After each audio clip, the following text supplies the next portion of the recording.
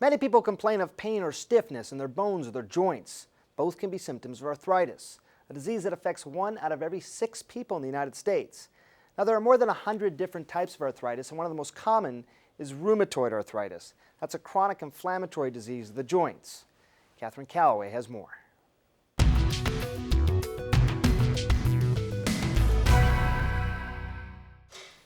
Something strange happened to Amy Bousquet's body when she was just 13 years old.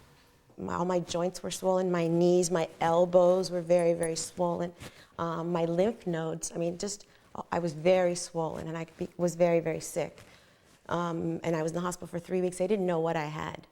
Amy was diagnosed with rheumatoid arthritis, a systemic inflammatory disease. What that means is your whole body is involved in the inflammation of rheumatoid arthritis.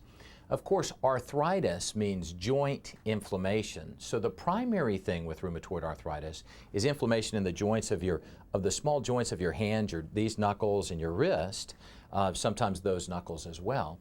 But in rheumatoid arthritis, it can also affect other parts of your body. It can affect your skin and your blood vessels. Amy's RA affects her from her jaw bones to her toes and every bone in between. When she was first diagnosed in 1976, the treatment was 21 aspirins a day. I remember my college years taking notes and my fingers getting stuck in class and having a lot of issues with my hands. So I would go and get cortisone shots in all of my fingers and in my wrist. RA affects 1.3 million Americans. While women are 2 to 3 times more likely to get RA than men, men tend to have more severe symptoms when they get it. The cause is still unknown, and there is no cure, but continual research and new medicines make it easier to manage. Of course, the first thing that you do with rheumatoid arthritis is you try to ask the patient to choose healthy lifestyles. The effects are different from person to person. Amy's case is severe, affecting all of the major joints in her body. She's had 6 major surgeries to replace her hips, jaws, and shoulder. Your cartilage is eaten away completely, and if you would look at my x-rays from that time, I was bone on bone. There was no cartilage, nothing. And then the bone starts to erode itself, too. And on these major joints, as you can imagine, it's very painful to walk, move, do anything.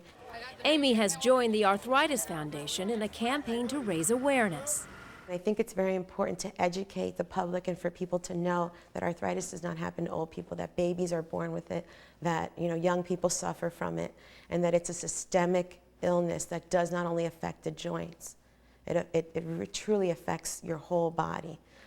I would let them know that they're going to be okay. They're going to have their rough days, but they're going to be all right in the long run. It hasn't been easy, but I got married, I had a daughter, I went to school, I have a career, I have fought up and downs all the way, but you can come out of this all right with the right attitude. For CNN, I'm Catherine Calloway. Another common form of arthritis often appears as we age. It's known as osteoarthritis.